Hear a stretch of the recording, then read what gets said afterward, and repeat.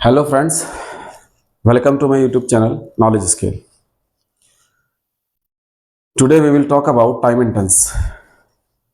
Or everybody knows that time and tenses is a very important topic in English language. क्योंकि time and tenses के बाद जो chapter आपके English language में आएंगे वो काफ़ी चैप्टर टाइम एंड टेंसेस से रिलेटेड होते हैं। यानी अगर टाइम एंड टेंसेस की आपको प्रॉपर नॉलेज नहीं है और आपने टाइम एंड टेंसेस को ठीक से नहीं पढ़ा है तो फिर उन चैप्टर में प्रॉब्लम आने वाली है कि उनका कॉन्सेप्ट क्लियर नहीं होने वाला है। जैसे कि वॉइस का चैप्टर वो टाइम एंड टेंस से रिलेटेड है, वॉइस जिसमें एक्टिव एंड पैसिव वॉइस आती है।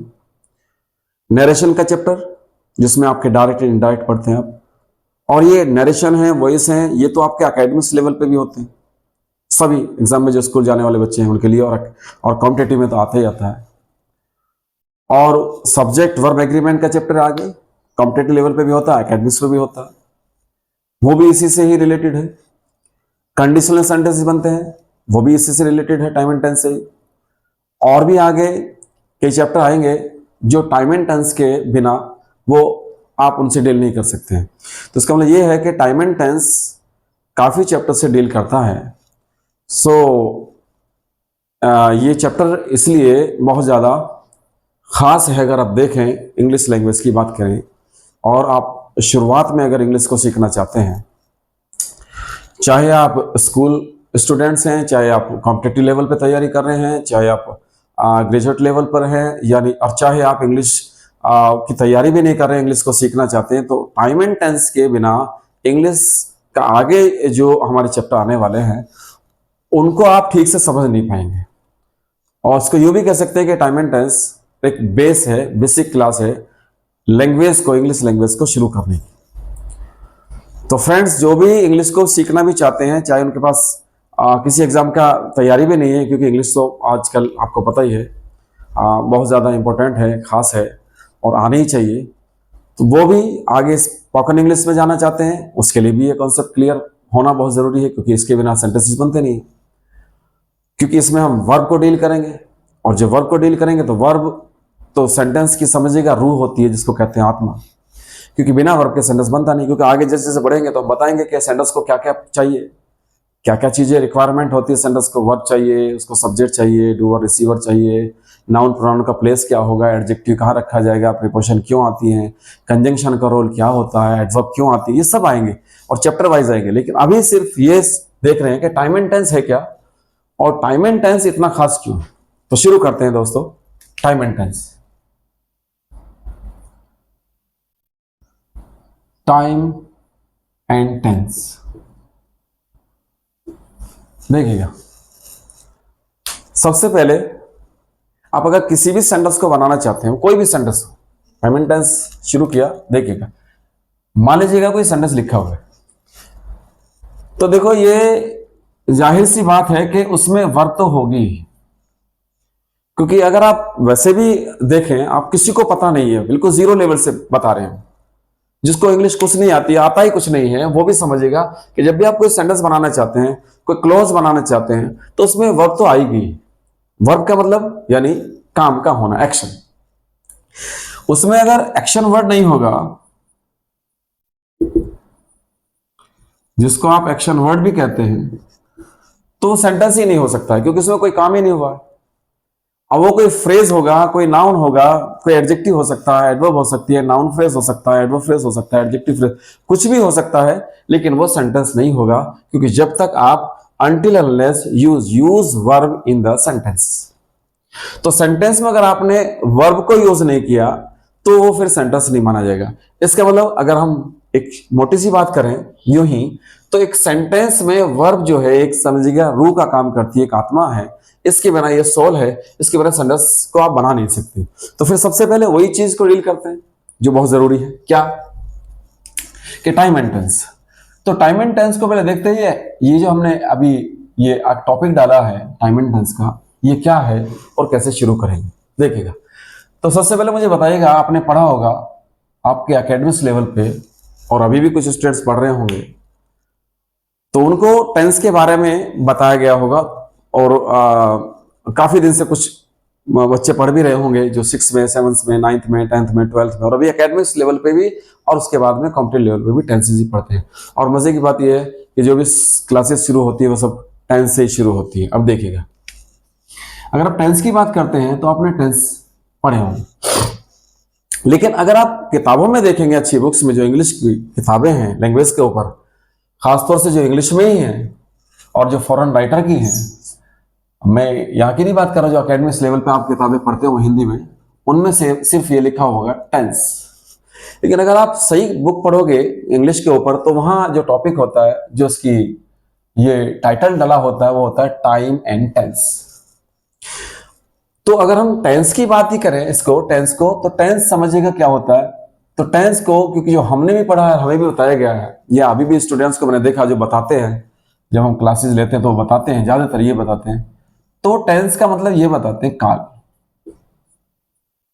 काल बताते हैं हिंदी में। पहली बात तो ये है, याद रखिएगा। मैं एक और बात बता दूं, यहां बताता चलूं, याद अगर आपको अगर इंग्लिश को सीखना है वाकई, और इंग्लिश सीखना चाहते हैं, देखिएगा मैंने फर्स्ट क्लास में बताया था आपको कि इंग्लिश को सीखने के लिए आपको ये बहुत जरूरी है, LSRW। अल्फा यानी लिसनिंग आपकी प्रॉपर होनी चाहिए, आपको स्पीकिंग भी आना चाहिए, आपको रीडिंग भी आना चाहिए, और आपको राइटिंग भी आना चाहिए, तब जाकर के वो लैंग्वेज बनती है। और ये इंग्लिश की बात नहीं करें, किसी भी लैंग्वेज की, चाहे हिंदी हो, चाहे अरेबिक हो, चाहे वो उर्दू हो, चाहे वो इंग्लिश हो। अगर आपकी लिसनिंग नहीं है, आपकी स्पीकिंग ठीक नहीं है, आपकी रीडिंग ठीक नहीं है, आपकी राइटिंग सही नहीं है, राइटिंग का मतलब आप लिख नहीं पाते हो जो आप समझ रहे हो या बोलना लिखना चाहते हो, तो फिर आपको प्रॉपर लैंग्वेज आती नहीं। तो इसलिए हम ये बताना चाहते हैं कि जब आप किसी लैंग्वेज को सीखते हो तो आप सबसे पहले उसे लिसन करते हो, लिसन।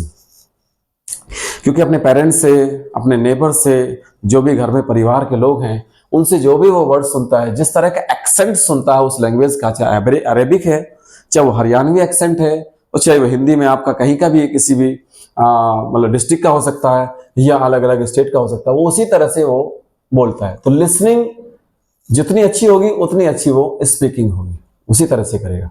और फिर बच्चा स्पीकिंग करता है सुन के, और वो रीडिंग पे आता है, और वो राइटिंग पे आता है। वो सब चीजें करेंगे, आगे डील करेंगे इनको। लेकिन कुल मिला के ये कि आप जो लैंग्वेज सीखते हैं वो रट के नहीं सीखते हैं, वो समझ के सीखते हैं। ये इसलिए तो पहला रूल ये है, अगर आपको इंग्लिश सीखना है तो आपको सबसे पहले ये याद रखनी पड़ेगी कि अवॉइड ट्रांसलेशन।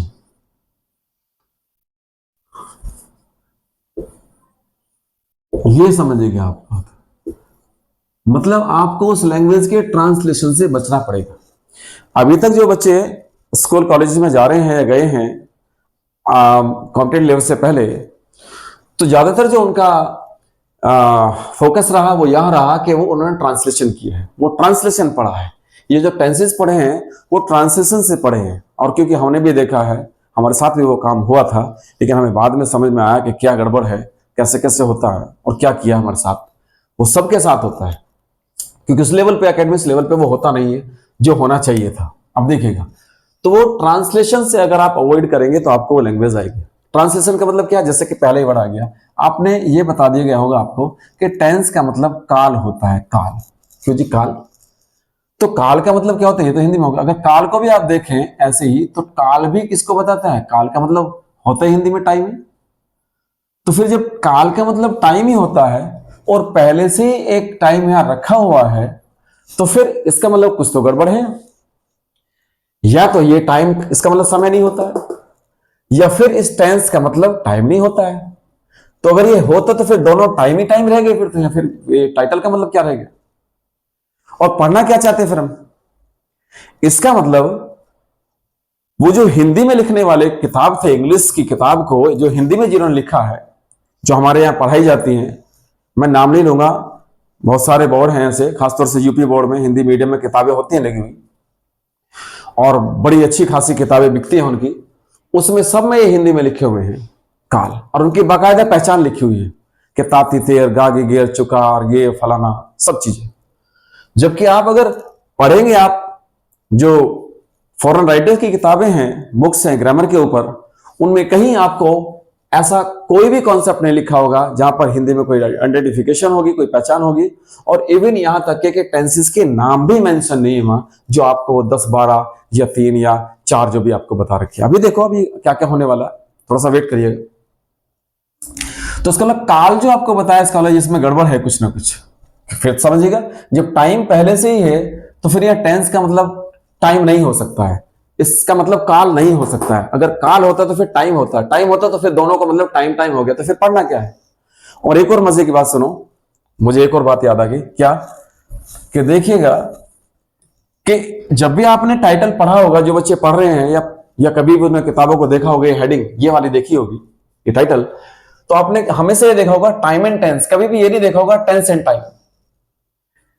बुक्स में, अच्छी बुक्स में टेंस एंड टाइम भी नहीं लिखा हुआ, लिखा हुआ टाइम एंड टेंस। इसका मतलब ये टाइम ज्यादा इंपॉर्टेंट है, उसके बाद टेंस। अब आप समझ रहे होंगे कुछ कुछ के बात तो है। अब टेंस क्या, फिर टेंस की बात करते हैं। जो आपको आज तक बताया ही नहीं गया, वो हिंदी की किताबों में आपको नहीं मिलेगा, वो केवल मिलेगा आपको इंग्लिश में ही। टेंस क्या होता है? टेंस होती है, सही बात यह है कि वर्ब फॉर्म, जो आपकी वर्ब की फॉर्म है जो आपने पढ़ी होंगी, उसी को टेंस कहते हैं। अब देखिएगा कितना गड़बड़ है आपके साथ में, वो मुझे नहीं पता आप क्या समझ रहे हो, लेकिन शायद आगे कुछ समझ में आ जाएगी 2-3 क्लासेस में और जाके। जैसा आपने देखा होगा वर्ब की first form V first, V fifth, अब ये फिफ्थ कहां से आ गई अभी बता रहा हूं, V second, V third, V fourth, और इसको आप यहां भी लिख सकते हो वी फिफ्थ नीचे। कभी आप ये सोचो कि मैंने वहीं डाल दिया, वो क्यों डाला था उसका लॉजिक बताऊंगा आपको।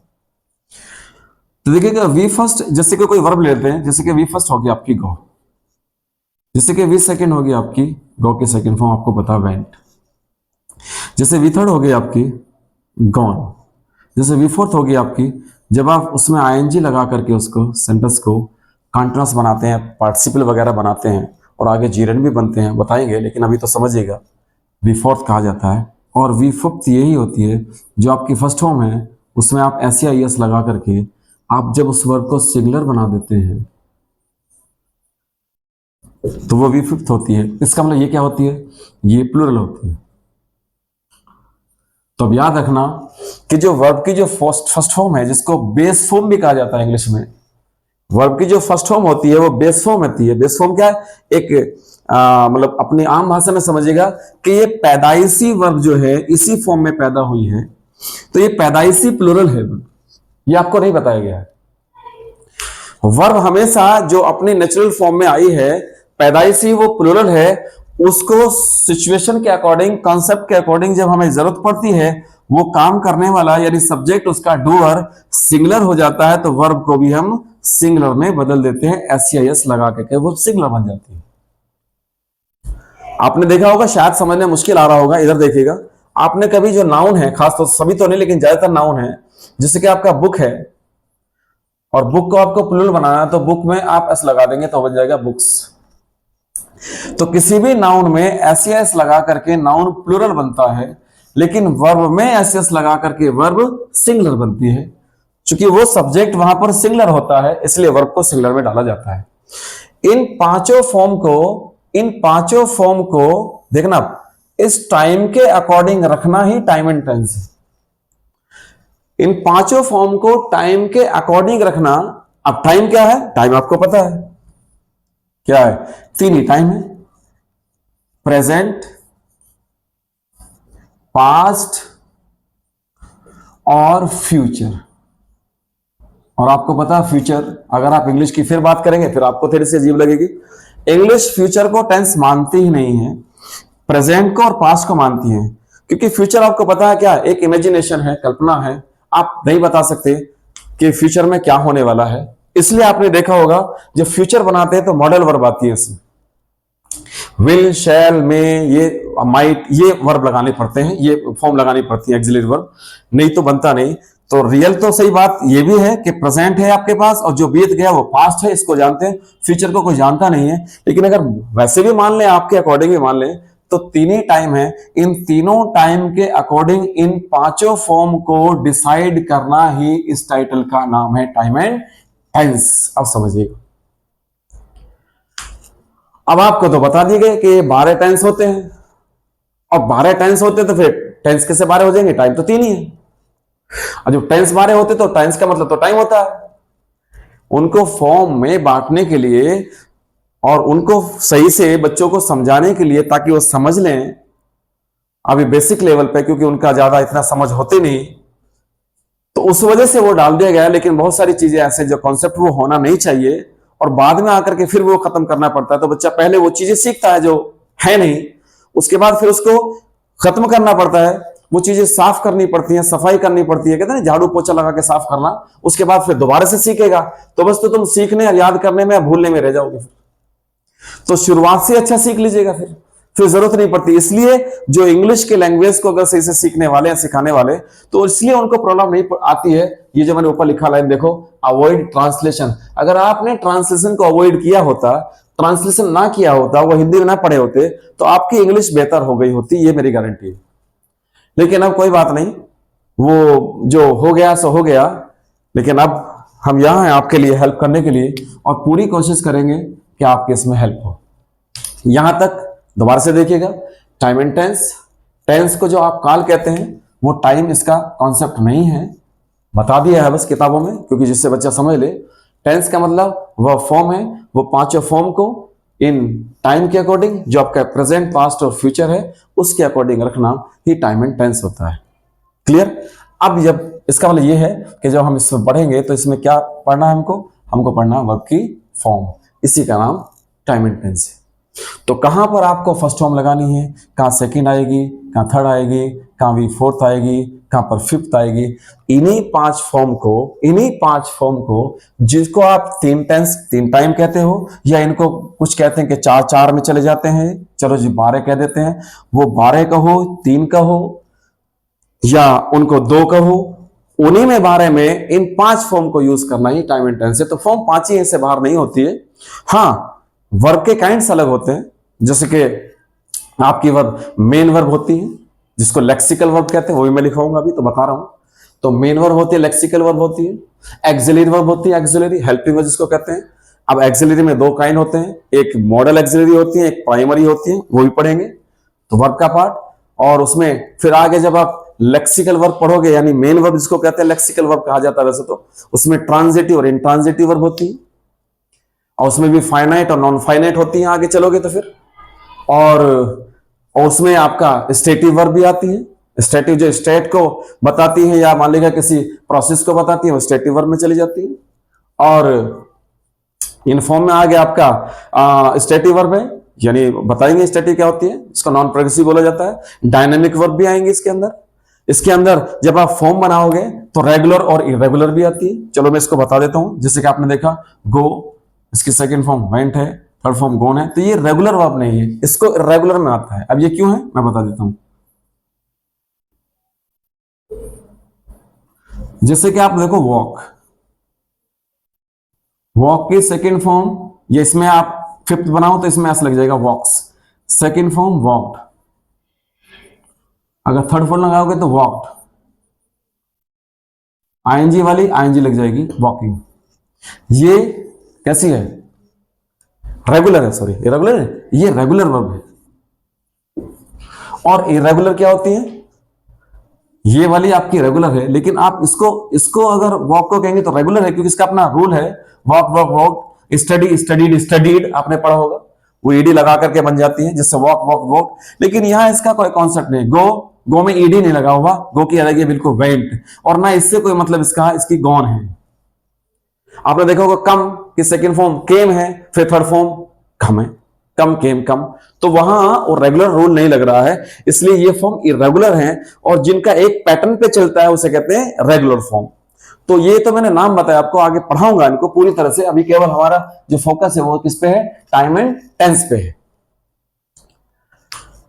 तो इसलिए यहां बहुत सारी चीजें ऐसी जो हमें पढ़नी पड़ेंगी ध्यान से, क्योंकि फॉर्म बनाने का तरीका यहां पर रेगुलर इरेगुलर है।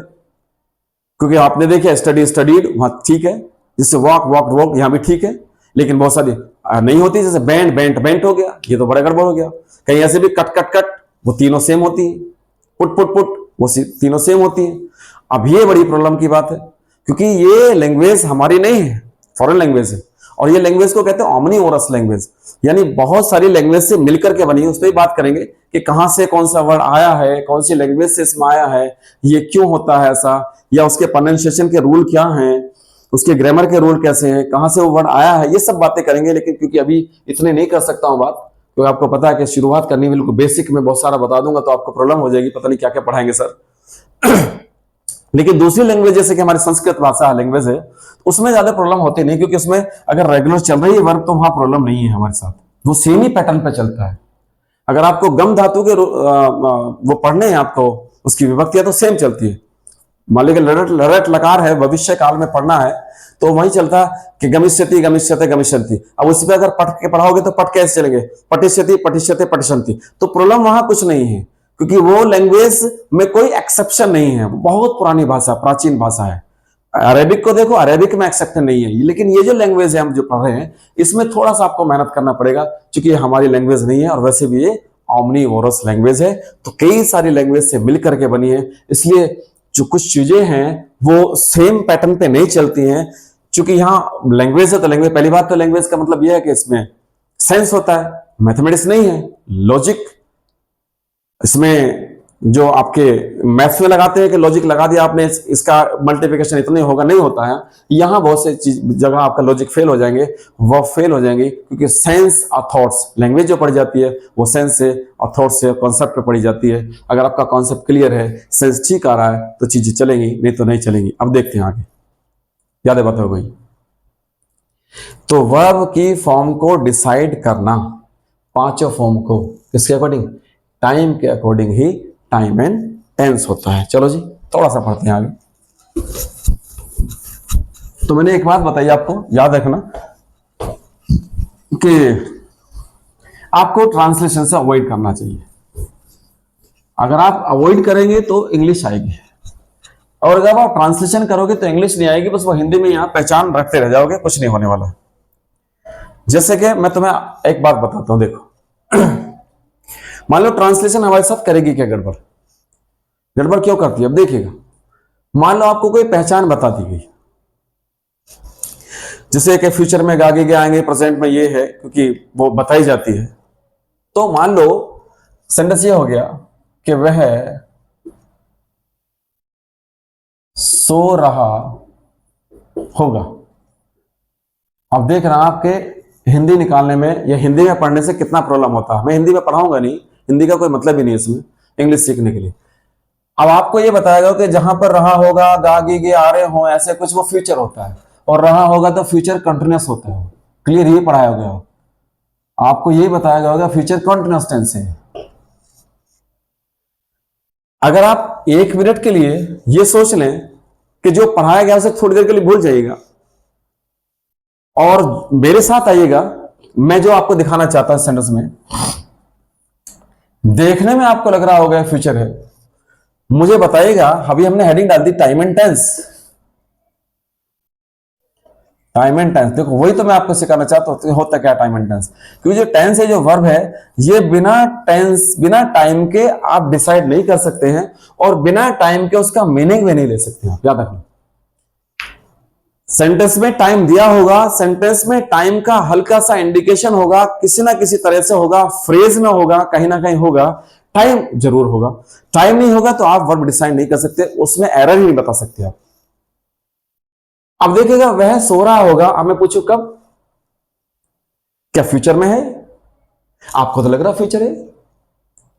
मैंने पूछा कि भैया अब तुम्हारा दोस्त जो है मोहन आज आया नहीं क्लास में, कहां है? तो आपने बताया वह सो रहा होगा, तो सो रहा होगा तो इसका मतलब ये तो काम चल रहा है, ये तो प्रेजेंट कंटीन्यूअस है। बताओ, नहीं है क्या? वह सो रहा होगा सर, घर पे होगा और सो रहा होगा। अब ये फ्यूचर कैसे हो गया हमें बताइएगा, इसमें तो गागी गा रहे, आप तो इसे फ्यूचर बना बैठोगे। क्या इसे प्रेजेंट में पॉसिबिलिटी नहीं है क्या? हाँ, अब देखिएगा, ऐसे होता है दिमाग खराब। इसलिए वो जो कबाड़ जो भर रखा है हिंदी का ट्रांसलेशन, उसने जो गड़बड़ किया है वो ही है बस प्रॉब्लम की बात। अब मान लीजिएगा मुझे गेट पर एक आदमी, देखो हिंदी थोड़ी सी ऐसी मेरी, दिखाई दे रहा है। अब देखिएगा, मैं पहले आपको बता रहा हूं कि हिंदी कितनी गड़बड़ है ही नहीं। मैंने शुरू में लिखा अवॉइड ट्रांसलेशन, ट्रांसलेशन नहीं करेंगे आप। मुझे गेट पर एक आदमी दिखाई दे रहा है, देखिएगा इसमें देखने की बात करें तो दे रहा है, रही है, आपके अकॉर्डिंग ये प्रेजेंट कॉन्टिन्यूअस होना चाहिए जो आपने पढ़ा है। और कोई भी इसको यही बना देगा, मैं यूं नहीं कहूंगा कौन बनाएगा, फिर वो गड़बड़ हो जाएगी। लेकिन आपको पता है कि कैसे पढ़ना और पढ़ाना कैसे हो रहा है। मुझे गेट पर एक आदमी दिखाई दे रहा है, तो कोई भी इसमें आईएनजी लगा देगा, सी आईएनजी, कि I am seeing a man at the gate. और मजे की बात यह है कि ये कॉन्टिन्यूअस बन ही नहीं सकता ये सेंटेंस। अब क्योंकि मैंने आपको वर्ब के काइंड बताए थे आपको, उसी में एक वर्ब आती है स्टैटिक वर्ब, और इसमें जो वर्ब का यूज होगा सी का यूज होगा, और सी जो वर्ब होती है वो स्टैटिक वर्ब होती है। जो स्टेट ये आपका प्रोसेस बताती है, और स्टैटिक वर्ब जो है वो कभी भी कॉन्टिन्यूअस नहीं बनती है। तो आई एम सीइंग अगर आपने लगा दिया तो समझिएगा सेंटेंस का बेड़ा गर्क हो जाएगा। I am seeing a man at the gate लगा दिया, गलत। I see a man at the gate. अब कर लीजिएगा आप हिंदी से, अब हिंदी से इंग्लिश सीख लीजिएगा। लो कर लो, क्या करो करो। यहां आपने देख लिया होगा गागे के आने के बाद फ्यूचर नहीं है, यहां आपने देख लिया होगा और रहा रही होने के बाद भी एक कंटिन्यूअस नहीं है, तो कुछ और बन रहा है। अब ऐसे कितने कॉन्सेप्ट है सर कि बहुत सारे हैं। अभी तो शुरू करूंगा, बहुत सारा ऐसा है जो खामे खा का कबाड़ लिए घूम रहे हैं आप अपने दिल में, अपने दिमाग में बोझ, और इंग्लिश नहीं आ रही। क्यों? क्योंकि आपको पता पहले जब तक सफाई नहीं होगी वो कबाड़ नहीं निकलेगा, तब तक अच्छी चीजें अंदर जाती नहीं है। अच्छी चीज को सीखने के लिए पहले वो बुरी चीज को निकालना पड़ेगा। इसलिए पहले उसको पूरी तरह से अपनी जो मेमोरी है, जो अगर किसी ने ऐसा सीखा है उसे पूरी तरह से फॉर्मेट कीजिएगा, उसके बाद सीखना शुरू करेंगे, मजा आएगा। तो ऐसे बहुत सारे कॉन्सेप्ट हैं जो हमें हिंदी में समझ में नहीं आने वाले हैं। तो फिर कैसे आएंगे? तो वो ऐसे ही आएंगे इंग्लिश में पढ़ के ही, और ऐसा नहीं कि आपको समझ नहीं आएंगे। आप देखना 2 से 3 क्लासेस में कितना फर्क पड़ने वाला है। चलो खैर, तो देखो ये देख रहा था आपको, ये आपने देखा इसमें गलत हो गया। ऐसे बहुत सारा चीजें हैं, तो यही हमें पढ़ना है टाइम एंड टेंस। दोबारा समझिएगा, टेंस को यानी वर्ब को फॉर्म को बिना टाइम के यूज नहीं कर सकते। जैसे कि वह सो रहा होगा, इसमें कोई टाइम नहीं दिया, कब सो रहा होगा आपको डालना पड़ेगा, जब मैं वहां पहुंचूंगा। जब वहां पहुंचेंगे आपको सोता हुआ मिलेगा, सो रहा होगा कल फला फला वक्त पे 2 दिन बाद, उस वक्त। अब फ्यूचर बन सकता है, नहीं बनेगा। कुछ देखिएगा, कुछ चीजें ऐसी हैं इंग्लिश में जो आपने पढ़ी हैं और वो है ही नहीं, या है तो वो गलत आपने पढ़ रखी है। उन्हीं चीजों को खत्म करना है तो समझिएगा, आपको समझ में आएगा। जैसे कि देखते हैं, मान लीजिए सेंटेंस ये है कि she had clean the room, मान लीजिए ये, और शी क्लीन द रूम। और एक और देखते थे, she has clean the room. अभी देखो फिर समझिएगा, मैं अभी कोई कॉन्सेप्ट नहीं पढ़ा रहा हूं आपको, अभी केवल मैंने बताया कि पढ़ना कैसे है आपको। अभी आप आइएगा, आपको समझ में आएगा पढ़ाना क्या है। ये नहीं कि मैं पढ़ाना शुरू कर दूं टॉपिक और आपको कुछ भी समझ में नहीं। पहले आप मेरे साथ आइएगा, आपको यकीन होना चाहिए कि हाँ सर सही पढ़ा सकते हैं। अब देखो मजे की बात, इन तीनों टेंसेस में क्या चीज कॉमन है, ये सबसे पहले देखिए। एक बात कॉमन है इनमें कि she had clean the room, उसने कमरा साफ कर लिया। शी क्लीन द रूम, उसने कमरा साफ किया। She has clean the room, उसने कमरा साफ कर लिया। इनमें एक तीनों में खास बात है कि काम तीनों में हो चुका है, और हो गया तो तीनों ही पास्ट हैं। मजे की बात यह है, जब पास्ट है तो हमें बताता, जो आपने हिंदी में पढ़े नाम देखिए, क्या नाम इसको आपने बताया होगा, आपके टीचर ने इसे बताया होगा पास्ट परफेक्ट, या किताब में। अब टीचर की बात तो नहीं करूंगा, वो गलत हो जाएगी, मैं किताब की बात करूंगा कि कोई ऐसा ना हो कि टीचर ये सोच ले कि हमें गलत बता रहे हैं। तो किताब में पढ़ा होगा पास्ट परफेक्ट, इसे पढ़ा होगा आपने पास्ट इंडेफिनिट, इसे पढ़ा होगा आपने, लिखा होगा प्रेजेंट परफेक्ट। एम आई राइट?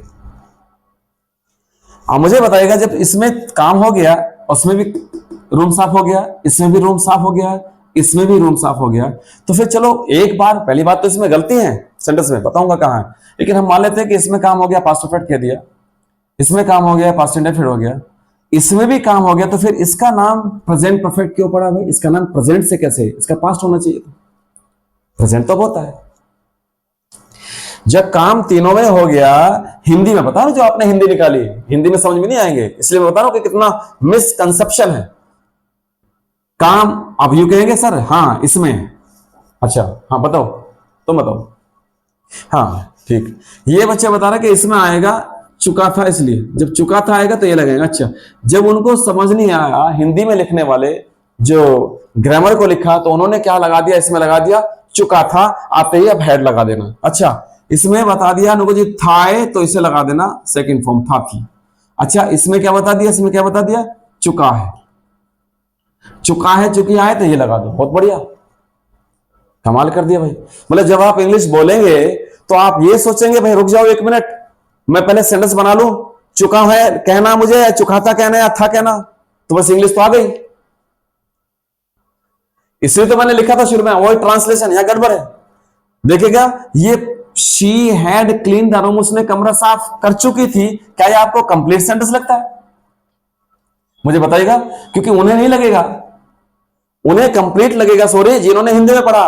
लेकिन अगर समझो वह कमरा साफ कर चुकी थी, क्या ये कंप्लीट है? गलत, ये सेंटेंस इनकंप्लीट है, ये कंप्लीट है ही नहीं। बताओ क्यों?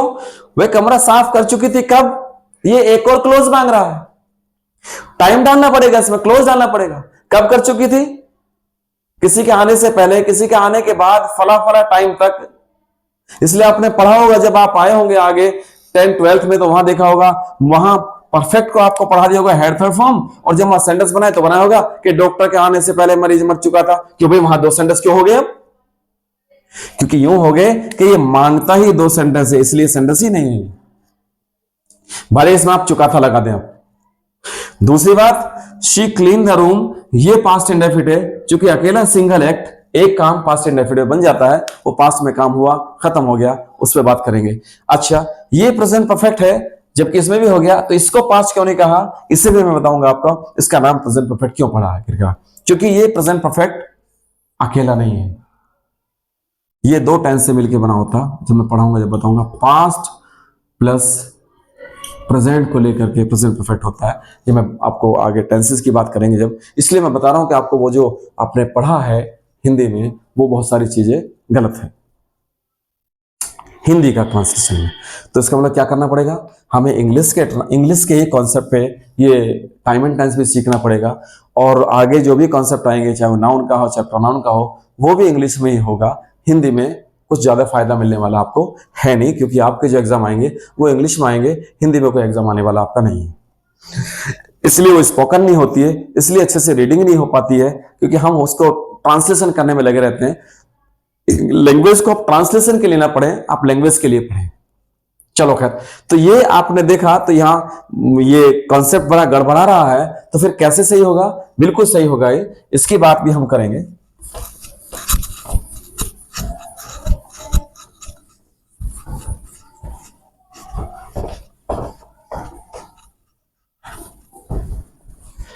जैसे कि देखिएगा,